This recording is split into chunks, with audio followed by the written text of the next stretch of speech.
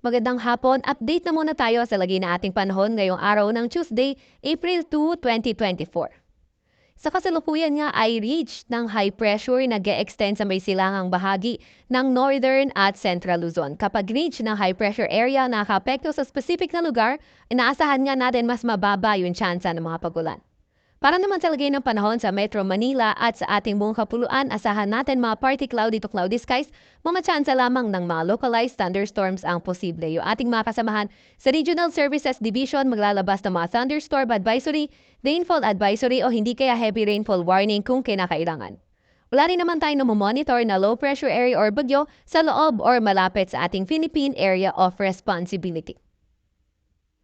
Para naman sa lagay ng panahon bukas dahil pa rin sa ridge ng high pressure area, asahan natin yung mas mababang tsansa ng mga bagulan sa may Cagayan at Isabela area. At sa may Metro Manila naman at the rest of Luzon, partly cloudy to cloudy skies, may mga tsansa pa rin ng mga localized thunderstorms.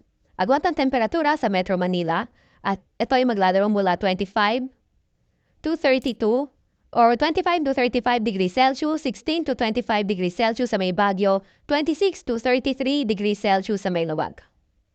Guantaman ang temperatura para sa Puerto Princesa, 25 to 34 degrees Celsius, 25 to 33 degrees Celsius naman sa may Calayan Islands.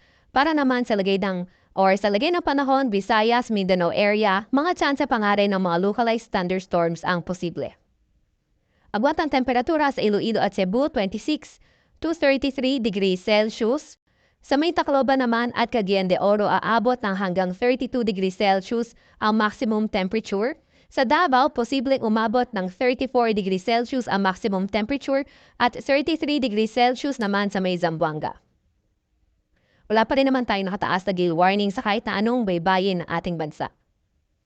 Para naman sa 3-day weather outlook na mga pangunahing syudad natin, asahan nga natin sa Metro Manila, Baguio City, Legazpi City at sa malaking bahagi ng Luzon, mga tsansa pa nga rin ng mga thunderstorms, yung posible magpaulan, mga localized thunderstorms o mga punupulong mga pag-ulan. Agwat ang temperatura sa Metro Manila sa susunod na 3 araw, 24 to 34 degrees Celsius, 17 to 27 degrees Celsius naman sa Baguio at 24 to 33 or 32 degrees Celsius sa may Legazpi City.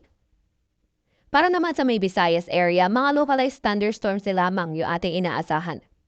Agwat ang temperatura sa Metro Cebu sa susunod na 3 araw, 26 to 33 degrees Celsius, 26 to 33 degrees Celsius din naman dito sa may Iloilo City at 25 to 32 degrees Celsius sa may Tacloban City.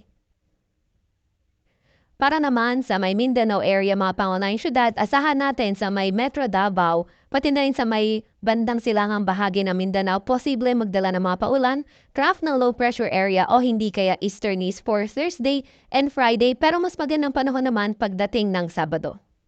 Sa may Cagayan de Oro City, Zamboanga City, and the rest of Mindanao, mga tsansa ng halang ng localized thunderstorms yung ating inaasahan.